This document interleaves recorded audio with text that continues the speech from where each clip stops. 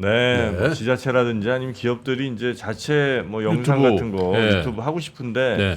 경험도 많지 않고 네. 뭐 괜히 또 이게 잘못했다가 또 돈만 들고 이게 효과도 없고 이럴까 봐 걱정들 많이 하시는데 네. 그것도 저희가 한번 손을 대드리죠. 네. 저희가 아주 몇 개 그 회사 또 단체들 했는데 성과가 좋아가지고 네. 네. 그래서 저거 비즈니스 좀 확장하고 있어요. 네, 그래서 네.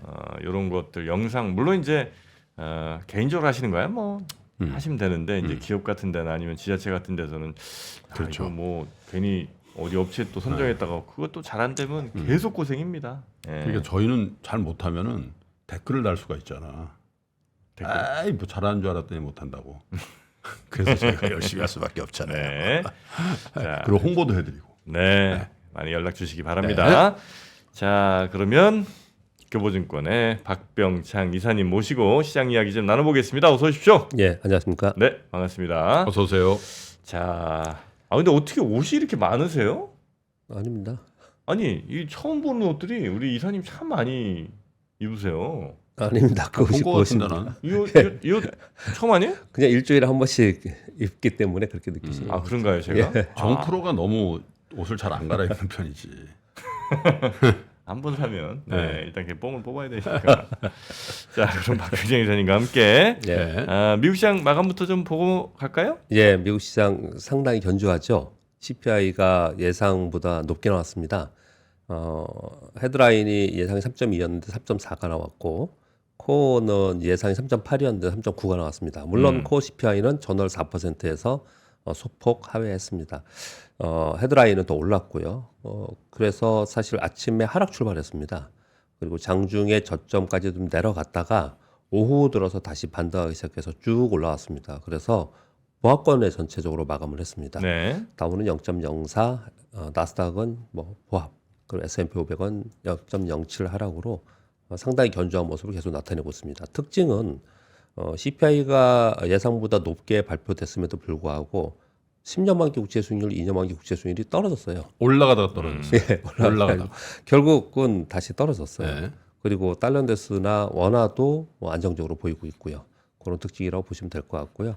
그리고 비트코인 현물 ETF가 승인됨으로써 거래 대금이 급증하고 가격이 급등했다가 좀 떨어진 거 아까 좀 전에 말씀 나눴고요.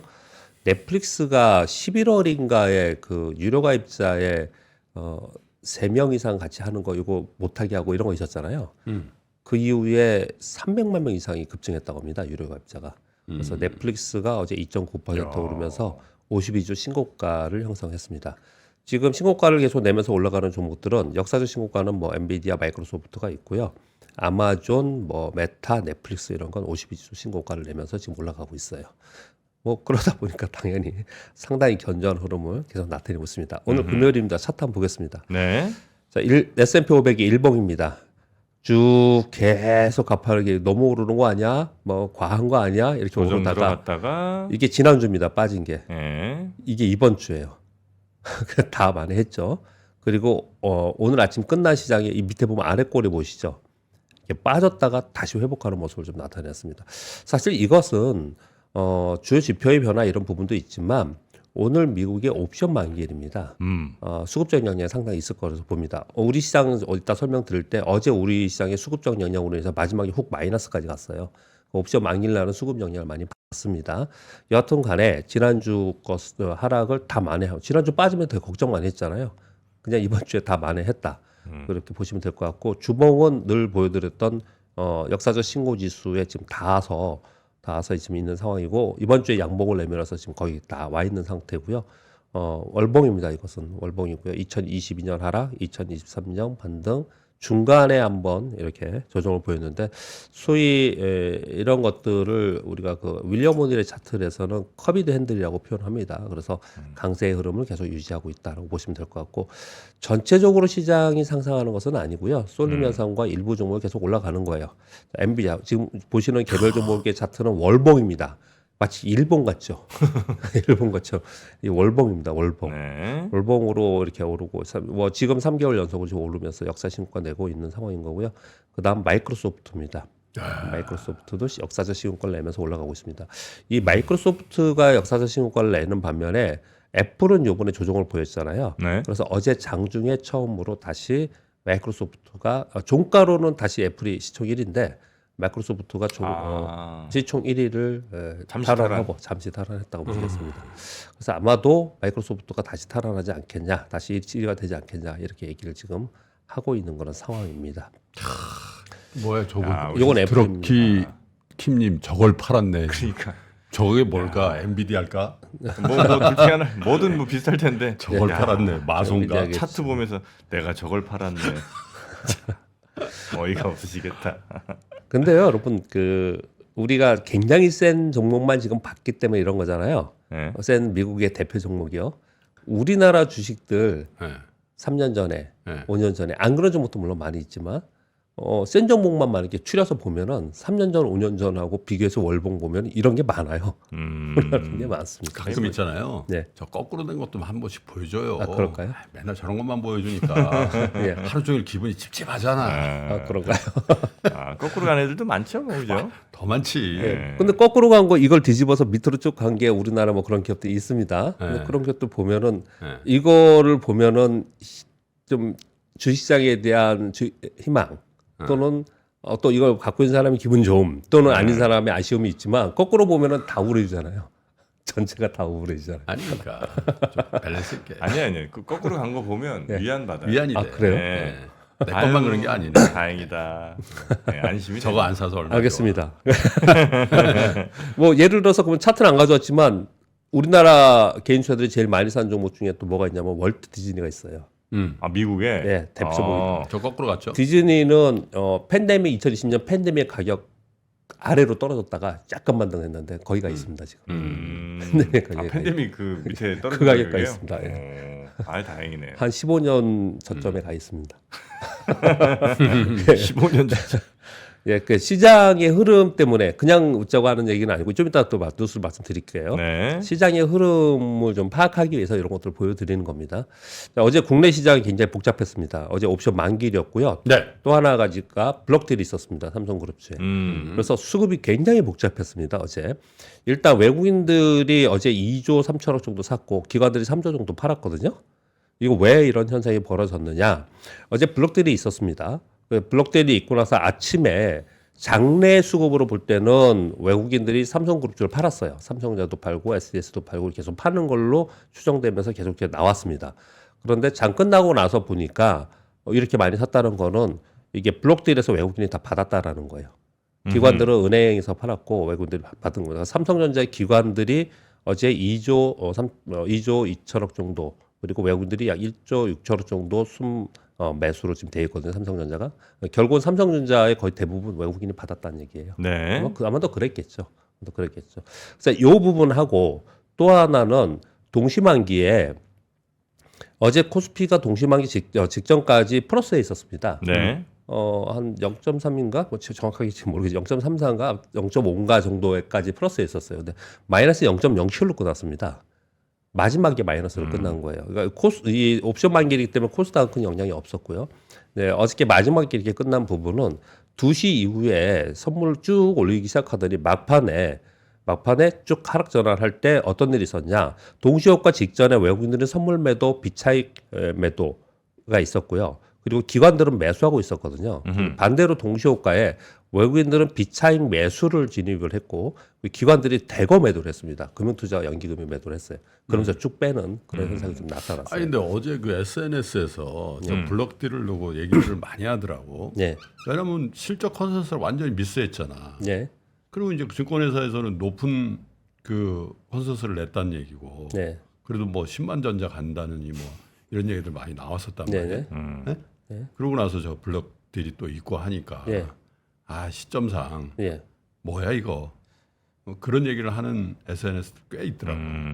그거 맞추지는 않았을 거라고 저는 개인적으로 생각을 합니다. 그러니까 왜냐하면은 파는 사람의 입장에서 보면은 좀이라도 비싸게 팔고 싶었겠죠. 오히려 네, 나쁠 네. 때 팔려고 했던 건 아니어서 그런 생각이 저는 개인적으로 그렇게 들고요. 블록딜 같은 거는 꽤 오래 전부터 이렇게 준비를 하는 거죠. 그럼 예, 중요하지. 그렇습니다. 그러니까 뭐 예. 아이 내일 모레 팔아야 되겠 이런다고 블록딜 되진 이제 않을 거 그런 아니에요. 왜냐하면 수요가 이게 조 단위의 수요를 네. 갑자기 그렇게 써봅니까? 그렇지는 않을 거라고 저는 생각합니다. 어쨌든 근데 그런 블록딜 한다는 얘기는 증권가 쪽에서는 많이 좀 있었겠네요. 아, 그럼 좋은 소문 다 나. 아는 사람들끼만 네, 알았겠죠. 소문 나. 아, 좀 섭섭하네. 그래서 어제 제가 말씀드리기를 삼성전자가 빠진 게 어닝 미스도 있지만 사실 이런 게 좀 있었지 않았냐라고 제가 수급적 요인이 있었지 않았냐 이렇게 말씀을 좀 드린 겁니다. 네네. 그럼 어제 두 가지의 수급적 요인이 굉장히 큰 게 있었어요. 그래서 코스피가 어저께 플러스였다가 마이너스로 쭉 떨어진 부분이 있었고 수급상으로 외국인들이 대량으로 매수하고 기관들은 대량 매도한 게 나왔는데 이거는 전부 이벤트이기 때문에 어제로 끝나는 겁니다. 어제로 그냥 끝나는 거예요. 그래서 요것으로 인한 반락이 나온 종목 빠진 종목이 있다면은 다시 반등을 할 거고 그리고 이 수급은 이제 끝나지 않을까. 요건 이제 시황 얘기하면서 다시 말씀드릴게요. 자, 그래서 우리 코스피를 보면은 아까 보신 S&P 500하고 보면은 이렇게 반등. 우리는 뭐 걔네들은 여기 신고가에서 움직이는 거고 우리는 밑에서 움직이긴 하지만 아무튼 빠질 때 같이 빠지고 반등할 때 같이 반등했다가 첫 주에 빠졌다가 지금 다시 올라섰잖아요. 그래서 네. 우리도 거기에 연동하지 않을까라는 기대를 좀 하고 있었고 오히려 전체적으로 보면은 디커플링 되면서 우리 시장이 좀 좋지 않을까 반도체가 좋아지면 이런 기대를 했었는데 이번 주에는 반대로 디커플링 됐습니다. 그들이 올라가는데 우리 빠졌어요. 이게 왜 이런 일이 있었냐를 지금 설명드리는 거예요. 삼성그룹의 블록들과 그리고 옵션 만기의 이벤트가 있었기 때문에 그렇다는 거예요. 그래서 저는 이거는 이제 끝나고 해소될 것이다라고 좀 생각을 좀 합니다. 그렇게 본다면 지금 우리 시장은 상대적으로 반등 시도를 좀 하지 않을까라고 좀 기대를 좀 해보는 상황입니다. 그렇게 정도 보고요. 수급적 요인이 이번 주에 강해서 이런 일이 벌어졌다. 이 말씀을 드리는 겁니다. 결론적으로. 상대적으로 코스닥은 계속 올랐죠. 코스닥 이렇게 계속 오는 거 코스닥은 그 영향권에서 벗어나 있기 때문에 그런 겁니다. 특히 지금 CES의 수혜 또는 기술 얘기 나오면서 그 테마가 이루어지고 있는데 미국은 시가총액 상위 종목들이 거기에 연관돼서 움직이잖아요. 네. 근데 우리나라는 지금 삼성전자나 SK하이닉스나 뭐 LG그룹이나 SK그룹이 움직이지 못하고 개별 종목 단에서 그게 움직였습니다. 중소형주에서. 그래서 상대적으로 코스닥이 더 강한 모습을 보였다라고 보시면 될 것 같고요. 지난 제가 한 3, 4개월 동안 계속 보여드렸던 삼성전자 차트를 다시 한번 보여드릴게요. 제가 이 박스를 쭉 거놓고 삼성전자가 이 박스권에 있기 때문에 시장은 당연히 뭐 당연한 얘기를 하는 거예요. 그냥 여기서 못 벗어나고 있습니다. 여기서 벗어나면서 시장이 움직입니다. 그래서 실제로 얘가 벗어나면서 고점이 79,800원, 8만 원이 굉장히 중요하다. 계속 우리 그런 논의를 한 거잖아요. 그래서 거기 고점을 찍고 8만 원을 돌파하지 못하고 얘가 지금 이번에 내려간 거잖아요. 얘가 중요한 데가 내려가면서 있네. 전체를 끌고 내려간 거예요. 8만 원이 굉장히 중요하다. 우리 굉장히 많이 했잖아요. 근데 자, 다시 한번 말씀드릴게요.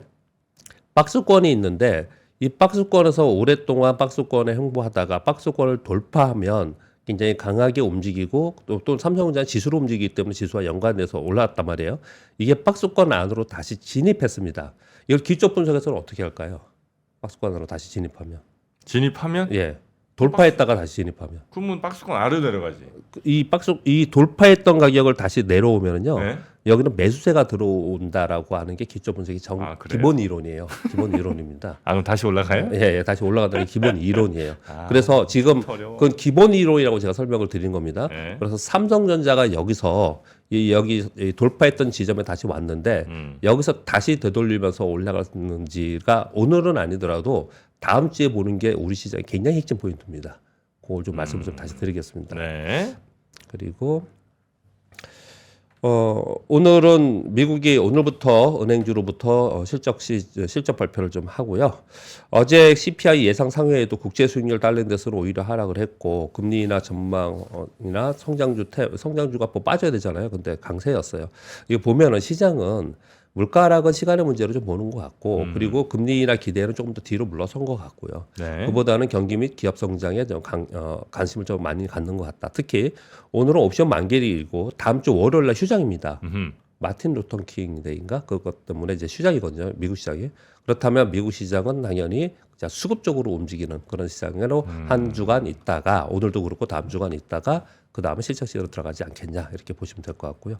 우리나라는 지금 쭉 설명드렸습니다. 차트를 가지고 일단 삼성전자 어니미스와 옵션 만기 이벤트 그리고 수급 이벤트 이런 것들로 인해서 상대적으로 약했는데 그것은 좀 되돌림이 있지 않을까 상대적으로 약했던 게 이렇게 좀 기대를 좀 해보는 거고요. 네. 그리고 또 한 가지 주의자 할 점은 이번 주에 그 CS나 JP모건 헬스케어 컨퍼런스로 인해서 같이 동반하면서 테마를 이룬 종목들이 꽤 있었거든요.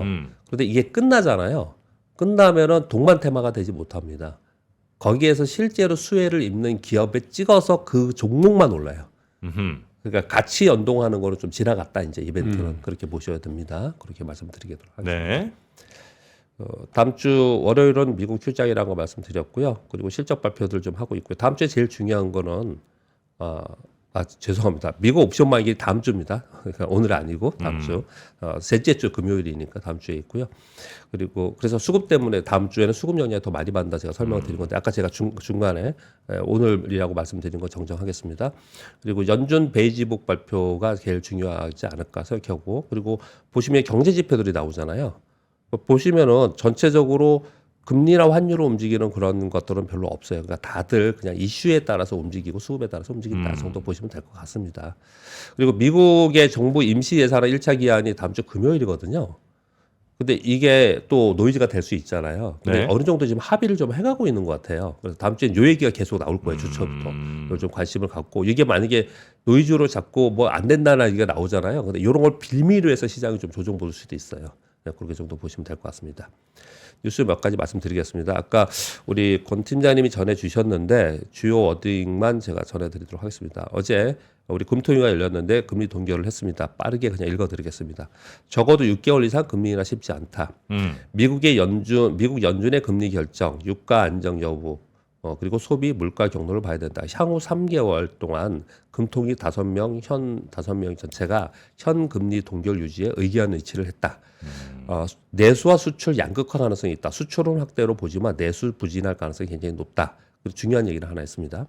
수출은 반도체 수출이 우리가 50%가 중국이었는데 이 서플라이 공급망 변화로 인해서 중국이 많이 좋아진다, 회복된다 하더라도 이 공급망 변화로 인해서 한국 반도체를 줄일 건지 아니면 여전히 한국 반도체가 필요해 그래서 우리나라의 반도체에 의존할 것인지를 모르겠다. 이렇게 얘기를 했습니다. 줄일 수가 있어요? 이렇게 얘기를 좀 했습니다. 어떻게 줄이지? 한국 빼고 어디로 가? 한국 반도체를 자기네 줄일 건지. 다른 반도체는 없고 자기네 반도체에 뭐 좀 저사양 반도체를 아니면 많이 기술 발전했잖아요. 그걸 가지고 버틸 건지 뭐 이런 얘기.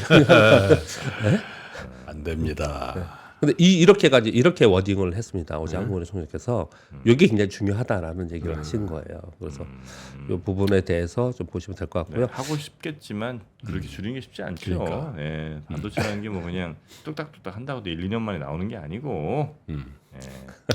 인력 유출이 상당히 되긴 됐다더라고 근데 이렇게 저렇게 뭐 우리나라 반도체 고급 인력들이 중국으로 건너가서 퇴직자들 연봉 막 10배씩 받고 뭐 10배인지는 모르겠으나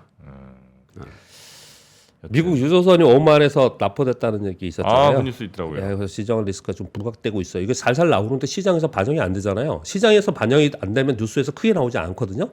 시장이 약해지잖아요. 이게 크게 나옵니다. 계속해서 인지를 하고 있어야 된다. 말씀 좀 이란 드리겠고요. 얘기는 뭐 우리 이란의 기름을 훔쳐갔다 뭐 이렇게 발표를 했더라고요. 네. 무슨 유조선이 기름을 훔쳐가 어떻게 해. 삼성전자가 CES 지금 진행 중에서 네. 삼성전자 미주 총괄 CEO께서 기자간담회를 했는데 올해 HBM 설비 투자 2.5배를 늘려서 2023년에 좀 뒤처진 거 빠르게 진입해서 좀 진행하겠다 이런 얘기를 좀 했고요. 이 오픈 AI에서 나온 챗 GPT 스토어 있잖아요. 이거 굉장히 중요하게 생각하는 것 같아요. 굉장히 중요해요. 근데 우리는 지금 이제 시작 단계라서 별로 모르잖아요. 그리고 어느 정도의 이게 파급 효과가 있을지.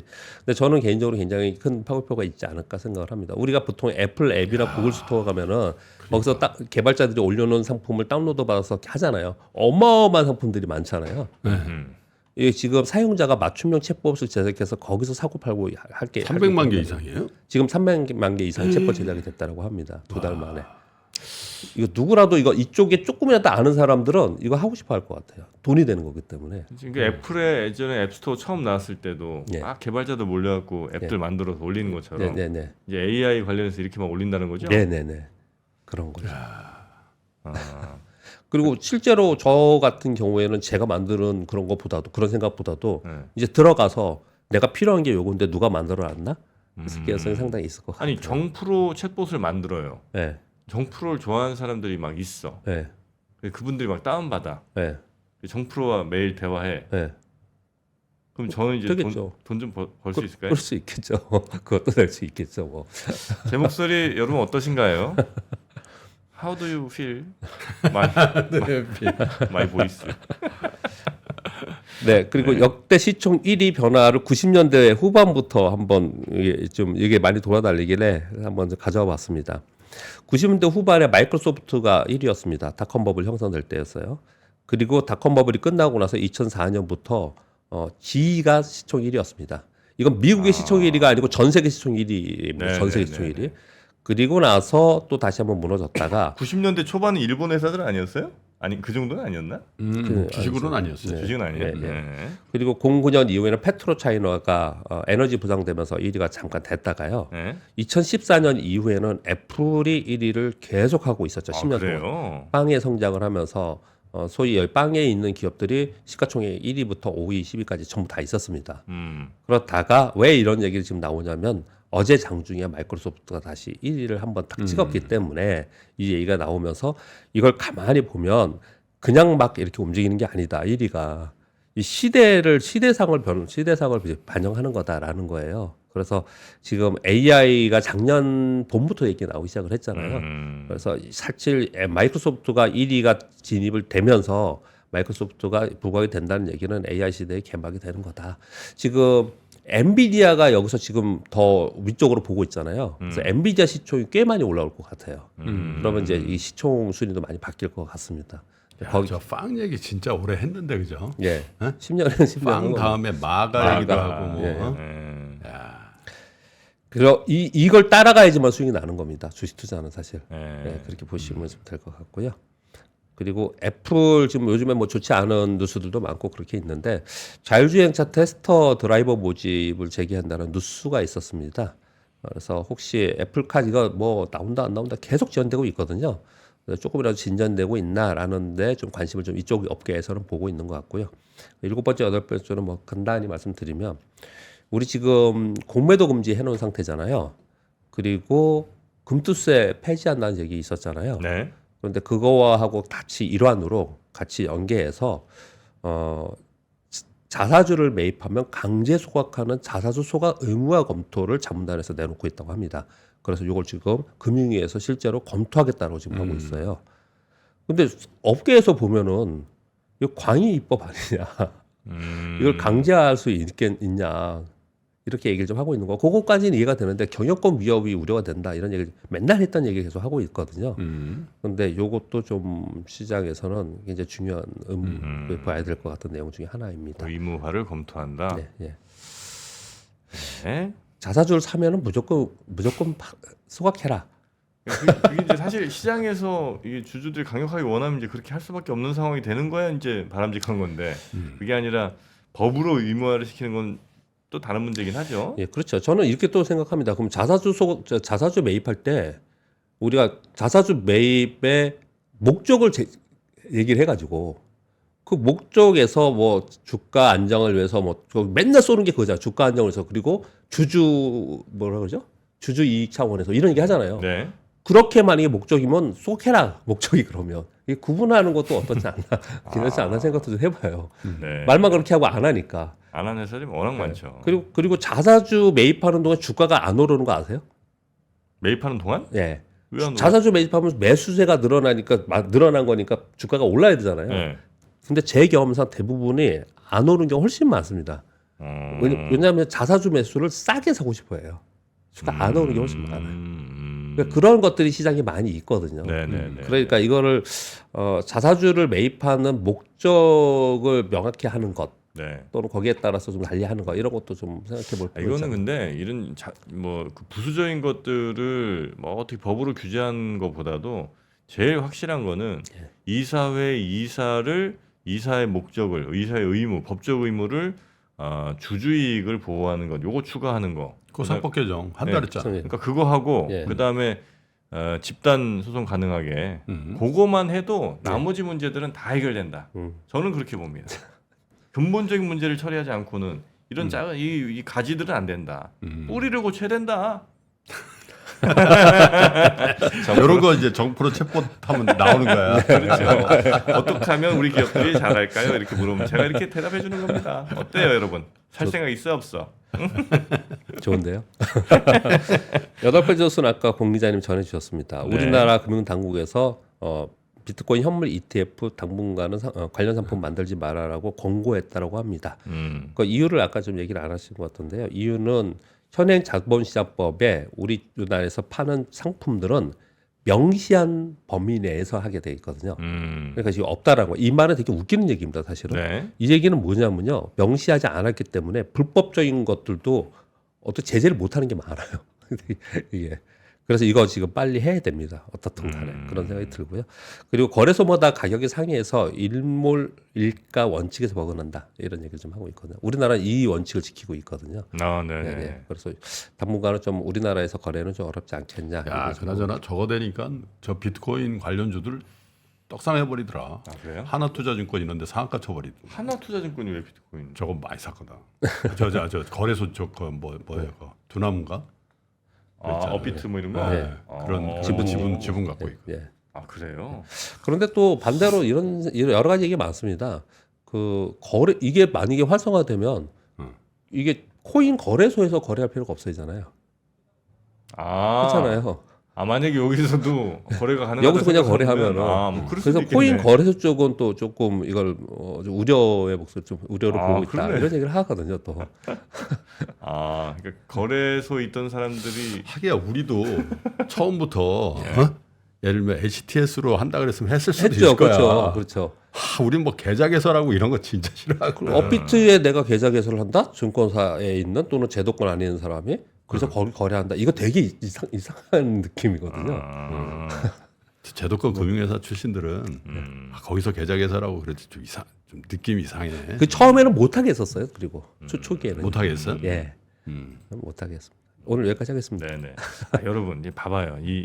제 이야기가 좀 충분히 전달이 안 됐네. 그러니까 이사회가 지금 거수기 역할을 한다. 그래서 무슨 소용이냐고 하시는데, 그러니까 그래서 바꾸자는 겁니다.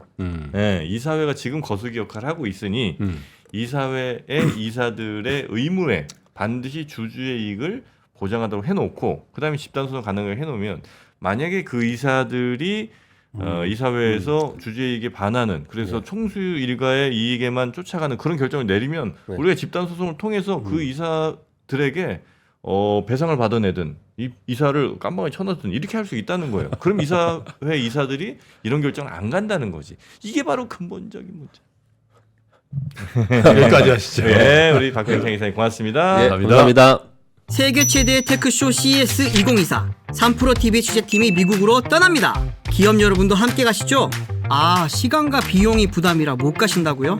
그래서 3프로TV가 준비했습니다. CES 2024 총정리 끝판왕 3프로TV 영상 리포트.